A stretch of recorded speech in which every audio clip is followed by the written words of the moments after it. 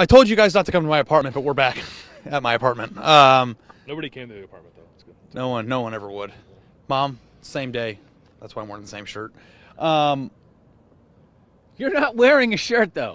You're not wearing a shirt. Same top. You're not wearing a shirt. Take my eyes, not the shirt. Before. Now you won't show the people what you showed us. No shirt, Mom. The hamburger. You're making this weird, Doug. I know. Really weird. Please don't touch my zipper. Things I did not know I would ever say in a video, by the way. Don't touch my zipper. We're here for our predictions for the game. Who's playing? Hawaii, is it? Or is that just you every week? They're playing Western Michigan, Ohio State at home. 3:30 on Saturday in Ohio Stadium. Doug, what's your pick? So, Ohio State and Michigan State are competing at the top of the Big Ten, at the top of the Big Ten East, at the top of the nation. People are talking about could we see a 10-0 matchup between 1-2 Ohio State, Michigan State in Ohio Stadium in November. And this will be a bit of a gauge. Now, we're going to get more of a gauge in Big Ten play, but Michigan State has already played Western Michigan, and that final score was 37-24. On the road. That was at Western Michigan, which Ohio State would never go play a MAC team on the road. 38-24 Ohio State. 1 point better than what Michigan State did. Competitive.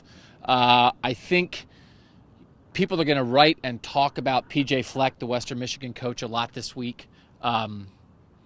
He is a dynamic personality. You know, I think he's a pretty good coach too, but he is a very well-known sort of on-the-rise kind of coaching figure, and like a game like this in Ohio Stadium can help make your reputation a little bit.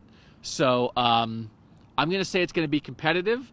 I don't think Ohio State is ready to completely dominate after what we saw the first 3 weeks, and also this year I am 0-3 against the spread in Ohio State games. So remember that. 38-24 Ohio State. Am I 2-1? Against the spread, I don't know. I'm so worried about what I'm doing. Okay. What's going on, Bill? I wanted to pick a close game, like similar to the Northern Illinois game, but I can't get the fact that Western Michigan lost to Georgia Southern out of my head. Just a weird game. But I'm also not picking Ohio State to score 50 points until they show me they can do it. So my score is Ohio State 38, Western Michigan 13. I think Ohio State wins comfortably, looks better. I'm really intrigued, though, to see maybe what the Buckeyes' defense looks like. I know the offense has had problems, but I think the defense, to me, this might be a weird game because I think Western Michigan likes a lot of short stuff, and I don't know like if the defensive line for Ohio State is going to be a huge factor because I don't know if there's going to be enough time for them to get there. So I'm curious to see what the secondary for Ohio State does in this game with some decent receiver weapons for Western Michigan and the quarterback who tosses it around, but I still think the Buckeyes win. Offense looks better. 38-13 is my score. Well, in my outrageous prediction, I said that they're going to score more than 50 points, so I have to stick to it. I think Ohio State's going to win 51-17. I haven't lost all confidence in the offense just yet. I think they sparted around a little bit, haven't shown what they but I don't think that they have everybody back last year who scored like 1,000 points against Alabama, Oregon, and Wisconsin. So I do think that they're capable of doing it, especially at home against a team that doesn't have as much talent as them. So I think that 3 weeks in a row of poor showings offensively may be too much to expect. And I'm going to try to get ahead of the curve and say Ohio State's back this week. I think that settling on a quarterback, whatever they do with their quarterbacks and stuff, is obviously part of the equation. So, that's the case. But I do think that they get going. Ezekiel Elliott gets going, and things look a little bit better.